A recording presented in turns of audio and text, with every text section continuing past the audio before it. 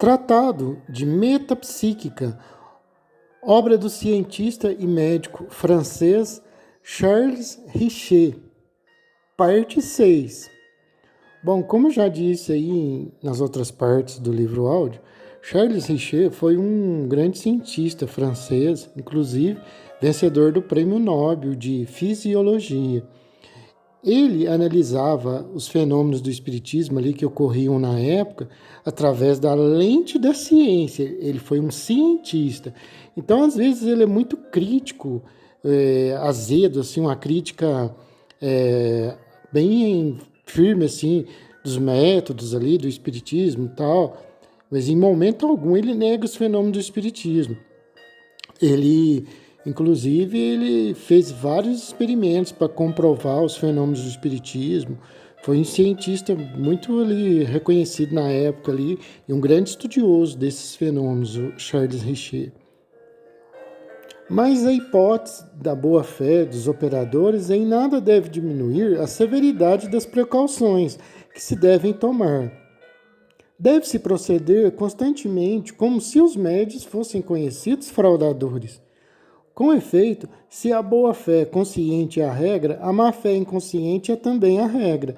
Todo médio faz por um trabalho inconsciente, sem interrupção, desesperados esforços para encontrar uma resposta favorável, lançando então mão de todos os meios possíveis para encontrá-la. Pergunto, por exemplo, o nome do irmão de Margarida.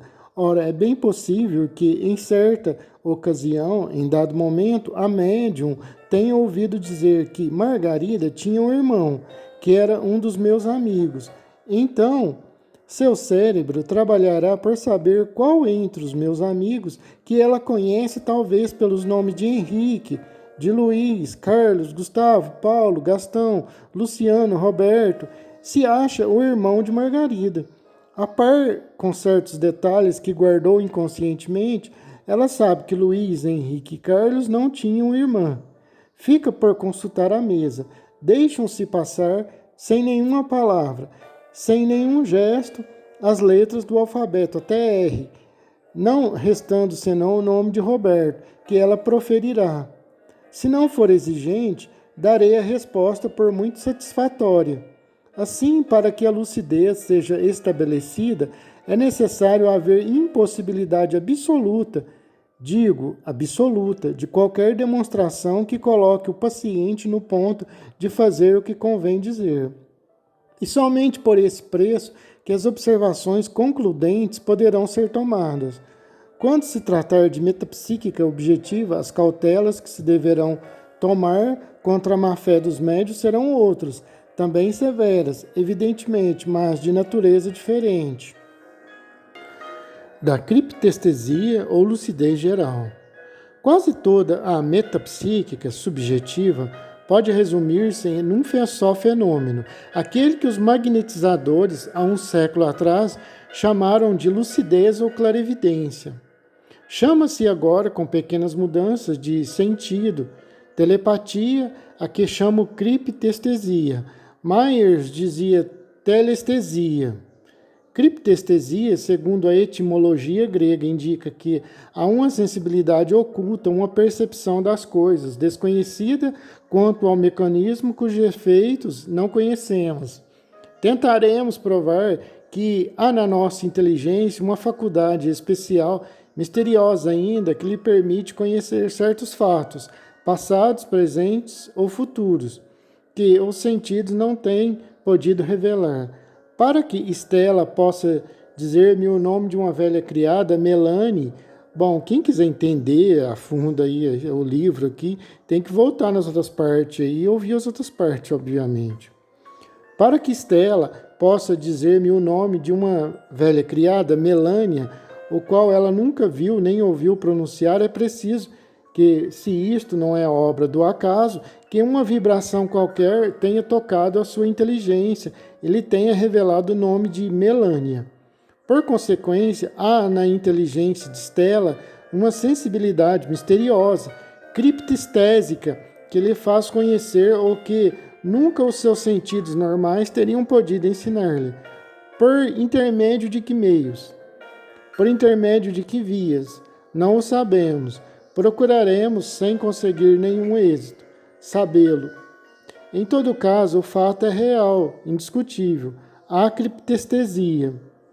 É para demonstrar a existência dessa sensibilidade, nova faculdade do ser humano, que se escreveu grande parte da obra presente.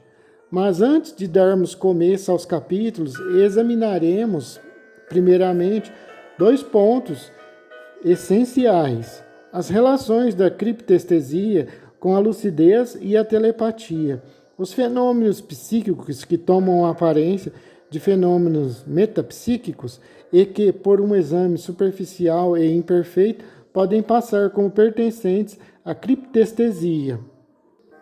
Relações da criptestesia com a lucidez e a telepatia. A palavra lucidez é devida aos antigos magnetizadores Mesmer, Puisegur, Dupont, que verificaram nos pacientes o poder de ver objetos encerrados em caixas de construção opaca, ler livros fechados, fazer viagens em lugares que eram desconhecidos, quando então os descreviam exatamente, adivinhar o pensamento do magnetizador e dos assistentes. Mais tarde, Fred Myers sugeriu a excelente palavra telepatia, que se tornou conhecida e significa que o pensamento humano à distância e sem o concurso de nenhuma vibração exterior aparente pode ter ação no outro pensamento. Mas não passa de hipótese supor a existência das vibrações sinergéticas de dois cérebros humanos. É conveniente, pois, examinar essa hipótese mais pormenorizadamente, porque há entre as pessoas que se ocupam de metapsíquica muitas ideias acerca da telepatia, as quais tenho por errôneas e as pretendo discutir. De boa mente, se crê que quando se fala em telepatia, se diz tudo. É o poder mágico das palavras que nos induz ao erro de que a telepatia é um fenômeno simples. Pormenorizadamente é o nome correto da palavra que disse logo atrás. Para não fugirmos do exemplo citado acima, quando André me diz: o senhor recebeu uma carta assinada por uma mulher que tem o nome de uma flor. Margarida disse logo: não é para admitir que André lhe tenha falado em Margarida, nome que estava no meu pensamento, onde ela o leu. Se falou em Margarida, foi porque o senhor estava pensando em Margarida. Apresentam-se então as duas hipóteses, deixando de lado, por momento, a hipótese do acaso e aquela de uma observação defeituosa. André pronunciou o nome de Margarida, já porque ele estava no meu pensamento, já porque, graças à lucidez especial, ele pôde ler no meu quarto, a 2 quilômetros de distância, o nome de Margarida na carta que me fora endereçada. Ora, a dificuldade é a mesma sob o ponto de vista da ciência atual.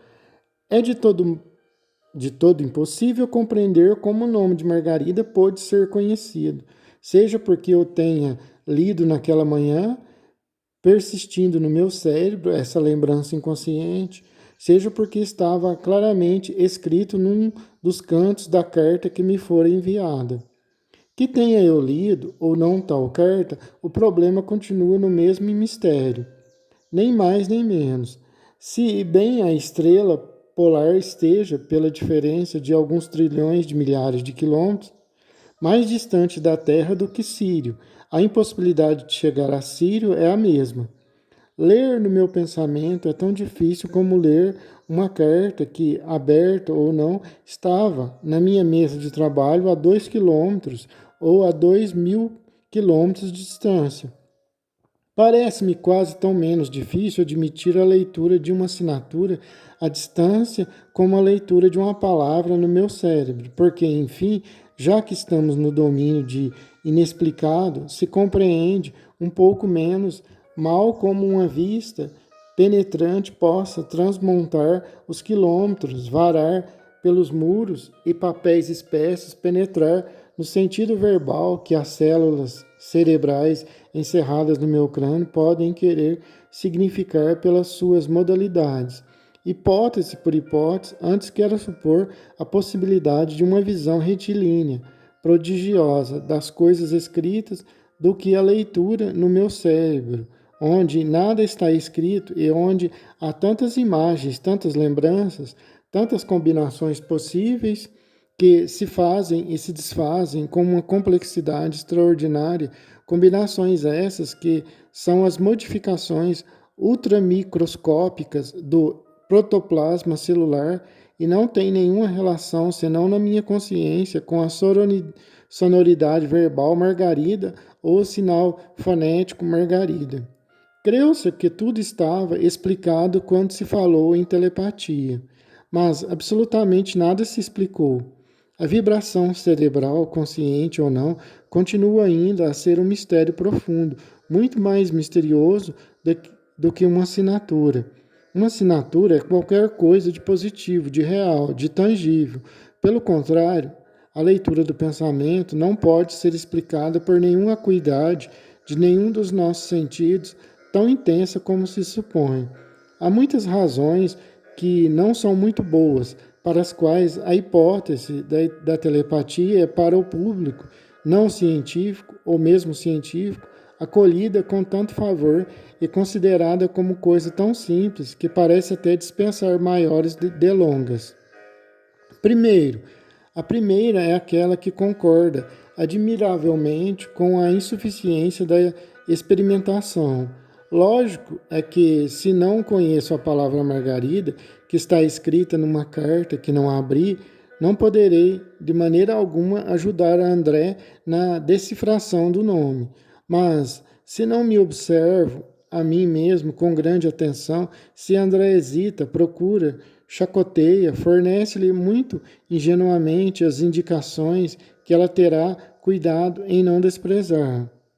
Retificarei os seus erros. Serei o seu cúmplice involuntário. Isso não será inércia absoluta, implacável, que eu sou obrigado a resguardar, senão sei que a palavra com que se vai topar é Margarida.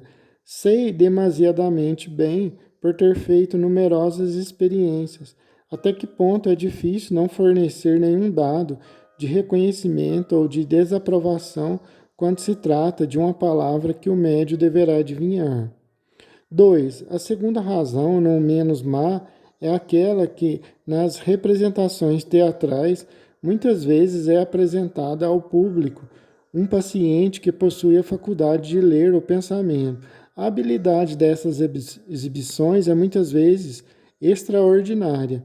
Há A, uma jovem de nome A, sentou-se com a frente para o público, com os olhos vendados. Ao seu lado, de pé, B, o seu magnetizador, pede a um dos assistentes que venha até A. Provavelmente, essa terceira personagem não é senão um cúmplice. Então, C mostra, sem nada dizer, o seu cartão de visita a B. B olha para ele quase ao mesmo tempo. A, muitas vezes com alguma hesitação, mas às vezes muito corajosamente, soletra o nome, a surdina, sem perda de tempo, sem hesitação, muito rapidamente, mesmo quando se trata de nomes difíceis. A experiência é divertida, mas nada prova, senão a prodigiosa habilidade dos operadores. Não há dúvida de que há um código de sinais que permite a A compreender, tendo os olhos mais ou menos completamente vendados, aquilo que B, que transmite por alguns sinais, palavras, atitude, movimentos do pé direito ou esquerdo, da mão direita ou esquerda, do tronco da cabeça, sinais rápidos que o público não nota, os quais, graças à excelente memória de A, lhe permitem dizer os números ou as palavras que B lhe transmitiu por meio de sinais secretos ou de alfabeto motor convencional. A leitura do pensamento de A assemelha-se à captação de um telegrama de Morse entre os empregados do telégrafo, quando percebem os sons intermitentes emitidos pelo aparelho no momento em que um telegrama é transmitido, cujo sentido eles apreendem. Porém, as mais das vezes, essas representações são tão hábeis, tão rápidas, que o público, que não espera senão ser enganado, fica satisfeito e vai para casa dizendo de si para consigo, muito ingenuamente, de maneira desarrazoada, é a leitura do pensamento. Ora, uma vez que façam referência à leitura do pensamento, telepatia, sugestão mental, julgam ter explicado a coisa e não dão conta de que se trata de um dos notáveis mistérios da nossa existência humana. Uma outra forma de pseudo-leitura do pensamento é dada também em outras representações teatrais. O indivíduo sensível ou que se tem por tal, em todo o caso muito inteligente, não é capaz de adivinhar o pensamento de uma pessoa qualquer cuja mão tem entre as suas. Chama a cena o indivíduo B, saído por acaso de entre a multidão. O infeliz B, intimidado por se ver alvo de um espetáculo, toma, hesitante, desazado, a mão de A. A o obriga a caminhar ao seu lado, depressa ou com lentidão, e depois da caminhada de B, rapidamente adivinha, graças a certa perspicácia, onde B quer levá-lo. Assim chega, sem mais novidades, a um dos cantos da sala. É o ponto no qual B havia pensado. Faz alto diante de dos assistentes e, tendo sempre entre suas mãos a de B, que pelos movimentos do outro continua a dirigi-lo, mexe nos bolsos de um assistente, retira dele um lenço, toma-o e vai levá-lo a outro ponto qualquer do teatro. Tudo isso é feito sobre o grande delírio da assistência, sobretudo de B, que se aprouve com esses movimentos e julga que A leu-lhe o pensamento na realidade. A tão simplesmente interpretou com muita habilidade os movimentos inconscientes, involuntários e ingênuos do pobre B, que ignora que foi ele próprio quem os ligeiros movimentos dos seus músculos deu as indicações extremamente precisas. O público deixa a sala convencido, mais do que ninguém, de que houve telepatia, de maneira que a crença na telepatia, fenômeno indiscutível e simples, se impõe à multidão. Mas não há nisso mais telepatia do que a que há na contração dos músculos de uma rã excitados por uma pilha elétrica. É por estas razões, sem dúvida, que a telepatia é aceita mais facilmente do que a lucidez. De fato, os dois fenômenos, que de maneira alguma são contraditórios, provavelmente são verdadeiros, pelo que não se deve considerar a telepatia senão como um caso particular e muito frequente de lucidez. Notemos ainda que quase sempre, se não sempre, quando se pede a um paciente A que responda a uma questão, se faz uma pergunta cuja resposta é esperada.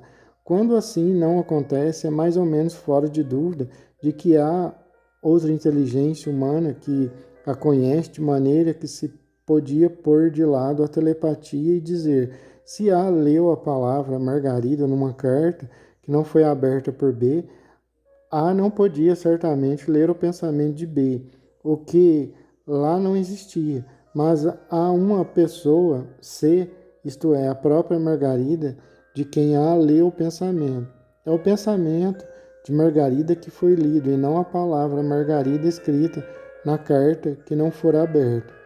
Vai-se mesmo algumas vezes mais longe ainda, havendo fatos que ninguém conhece, mas sendo eles conhecidos por B, que já morreu, tem ainda a sua explicação pela telepatia. B, morto, conheceu o nome Margarida.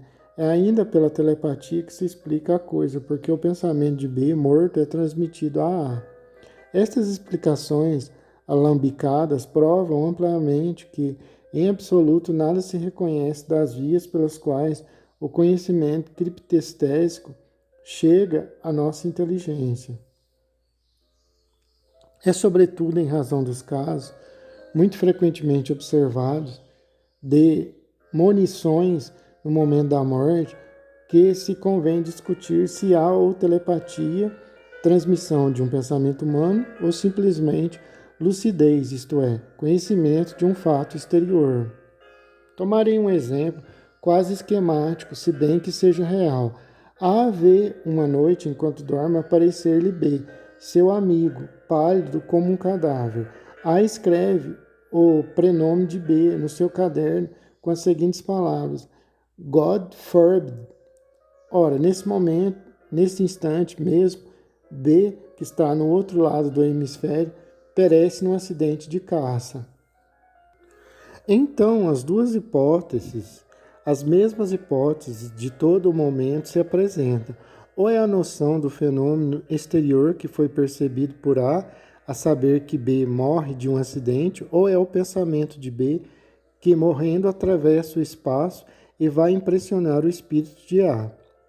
Não ouso, em caráter definitivo, optar nem por uma nem por outra das hipóteses, porque elas me parecem serem igualmente misteriosas, supondo no ser humano uma faculdade de conhecimento que não entra na ordem de seus processos de conhecimento habituais. Não obstante, antes quero que o assunto fique no frio domínio da ciência, e dizer o que nada explica, mas deixa a porta aberta a todas as explicações futuras, que em certos momentos o nosso espírito conhece as realidades que os nossos sentidos, a nossa perspicácia e os nossos raciocínios não nos permitem conhecer. Entre essas realidades, evidentemente, está o pensamento humano, mas o pensamento humano não é senão uma condição necessária. A realidade da coisa é o suficiente, sem que ela tenha passado por um espírito humano. Não vamos mais longe e contentemo-nos em dizer, na presença dos fatos inabituais, que o nosso mecanismo mental, mais complicado ainda do que parece, possui meios de saber que escapam à análise e mesmo à consciência. Em assim falando, não se aventa hipótese, não se supõe que o conhecimento criptistésico é devido à vibração de um pensamento humano. Contenta-se com enunciar um fato. Ora, é mais científico enunciar um fato sem comentários do que se emaranhar em teorias que, como a telepatia, são absolutamente indemonstráveis. A palavra, a palavra telepatia implica uma hipótese. A palavra criptestesia tem a grande vantagem de não implicar nenhuma.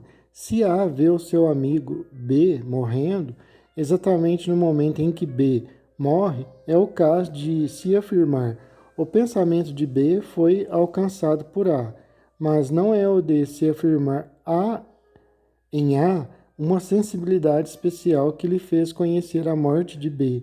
A telepatia absolutamente não é contrária com a criptestesia. É uma explicação provavelmente verdadeira em muitos casos, mas com certeza insuficiente na maioria dos outros. Ora, a respeito de um assunto assim tão contraditório, é necessário evitar, tanto quanto possível, as hipóteses inúteis. A possui uma sensibilidade especial que o torna capaz de saber da morte de B. Isto não é hipótese. O pensamento de B transmitiu-se ao pensamento de A. Isto é hipótese, sobre cuja veracidade ninguém está certo. De mais a mais, nunca ou quase nunca existem fatos desconhecidos a toda pessoa. Poder-se-ia então dizer: é a telepatia, muito pouco importa, pelo menos teoricamente, que B, para transmitir o seu pensamento a A, esteja a 2 metros ou a 2.000 quilômetros de distância. Desta maneira, como é difícil supor que um fato qualquer seja ignorado de todos os habitantes do globo, poder-se-ia, para quase todos os fenômenos de lucidez, quase sem exceção, supor uma transmissão telepática. Porém, isso será terrivelmente inverossímil em determinados casos. Quando a senhora Green viu em Londres afogar-se na Austrália sua sobrinha, que não conhecia a tia, é admissível supor com lógica que o pensamento da sobrinha tivesse ido encontrar-se com a da senhora Green, não será mais simples admitir, sem nenhuma hipótese, que com a senhora Green se deu um caso de lucidez, crepitestesia ou sensibilidade especial? Outro sim, no decorrer desta obra falaremos muitas vezes da telepatia, mas é necessário fique bem esclarecido que para nós a telepatia não é senão um caso particular de lucidez, de que é parte inseparável, constituindo por igual um mistério. Fenômenos psíquicos que se relacionam com a psicologia normal e não têm senão a aparência da criptestesia. Insistimos acima a respeito da necessidade de não introduzirem a metapsíquica fenômenos que se podem explicar pelas leis da psicologia normal clássica.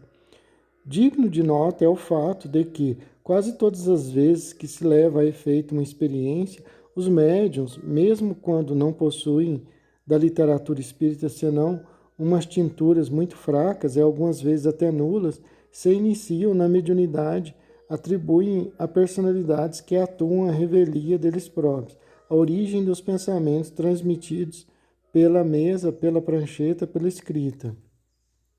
Parece-me, como também o parece a todos aqueles que experimentam ser vantajoso para alcançar êxito nas experiências, admitir a intervenção de uma personalidade estranha.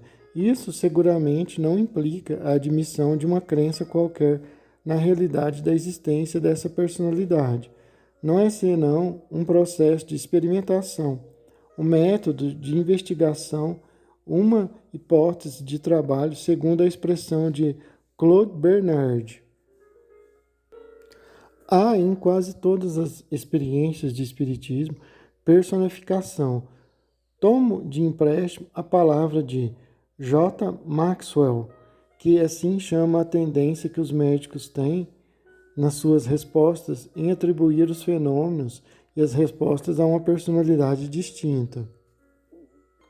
Essas personalidades, algumas vezes, são múltiplas, mas em geral há uma que toma a dianteira às outras, não lhes permitindo realizar o inteiro. É o que, em linguagem espirítica, se chama um guia. Os notáveis fenômenos objetivos que Eusápia Paladino produzia eram por ela atribuídos a John King. Da mesma maneira, os fenômenos subjetivos produzidos pela senhora Piper, Eusápia os atribuía a Pinuit. Essa personificação explica-se perfeitamente pela ação do inconsciente, o qual é como um cidadão estrangeiro que habita em nós, que tem os seus movimentos, as suas ideias, as suas lembranças, as suas vontades, os seus sentimentos, que então estão inteiramente à parte da nossa consciência. Então, muito naturalmente, o inconsciente cria uma personalidade. Para sabermos se essa nova personalidade é real ou imaginária, é necessário estudarmos aquilo que se descreve na psicologia clássica com o nome de desdobramentos e mudanças de personalidade. Observam os médicos que, em alguns casos, aliás muito raros, uma transformação se processa cabalmente na mentalidade de uma pessoa. A que vem a ser outra pessoa atribui a si outro nome, o nome de B, por exemplo, perdendo então as suas lembranças para adquirir aquelas que são próprias de B, embora imaginário. Tudo corre como se A e B fossem duas pessoas, com gostos, sentimentos, gestos, atitudes completamente distintos. Conhece-se depois do célebre caso de Azan muitos exemplos. O senhor Prince, na América, relatou alguns fatos notáveis. Os magnetizadores chegaram à conclusão de que, no estado hipnótico, embora de uma maneira extremamente vaga, podiam transformar por ordens verbais o paciente adormecido numa nova personalidade, mas eles não puderam de maneira alguma, ao que parece, compreender a vantagem dessa experiência, pelo que repudiavam. Fiz em 1887 o estudo metódico dessas mudanças de personalidades, as quais, depois dessa época, criaram raiz nos fenômenos clássicos de hipnotismo. Eis em que consiste esse fato singular. Digo à jovem Alice, hipnotizável e hipnotizada: você não é a Alice, você é uma senhora idosa. Pouco importa que se tenham ou não feito passes magnéticos, a sugestão verbal faz tudo. Logo após Alice começa a tossir, imitam o caminhar e a voz cansada de uma mulher de idade. Durante 1 hora, durante 2 horas e às vezes até mais tempo, se não cansa a paciência dos observadores. Ela age em pensamentos e gestos tal como se fosse a outra. Isso não passa como se está a ver, senão de uma comédia, mas de uma comédia involuntária, fatal, desgonçada, graças à inteligência de Alice, tornada dócil pela sugestão e pelo hipnotismo. Nada é mais extraordinário, eu ousarei até dizer, nada é mais divertido do que essa adaptação rápida, exata, total a uma nova personalidade. Bom, deixa eu dizer algumas coisas aqui. Ele está falando ali do hipnotismo. Eu já vi, principalmente na televisão, pessoas hipnotizadas. Elas comem cebola, o hipnotizador fala, morda nessa maçã, você gosta de fruta, maçã? Gosta. Aí dá uma cebola, a pessoa come como se fosse maçã. Isso não tem nada a ver com os fenômenos do espiritismo. O espiritismo, uma pessoa recebe uma carta, como ocorria com o Chico Xavier, uma carta de um parente, ali o parente falecido vai colocar muitos detalhes ali que a família vai reconhecer que é o parente que faleceu, que desencarnou. Como encontros familiares, almoços, passeios, nome do cachorrinho, nome da empregada, nome de um avô, de um bisavô que a família nem lembrava, nem sabia mais o nome, depois vai procurar em documentos, saber o nome ali, e tantos outros detalhes ali, que a família já havia até esquecido ali, que vivenciou com aquele familiar falecido, que ele traz na carta. Ocorria muito isso nas cartas de Chico Xavier, que as mães iam buscar, que prova que é a personalidade da pessoa que partiu, que desencarnou. Então essas coisas aí tá falando de forma mais superficial, não tem nada a ver com os fenômenos do espiritismo ali, que comprovam a veracidade dos fenômenos. Não se tem por objetar a simulação. Certamente que uma simulação é possível, mas não a simulação. A questão é ponto líquido e não nos tornaremos. Aliás, muitíssimo pouco importa saber se Alice, nas profundezas de sua consciência, conservou ou não alguma vaga lembrança de que é Alice. O que é evidente, incontestável, é que ela se deixa levar sem poder reagir até o ponto de imitar a personagem que lhe apresentou, que resta nela um bocado de sua personalidade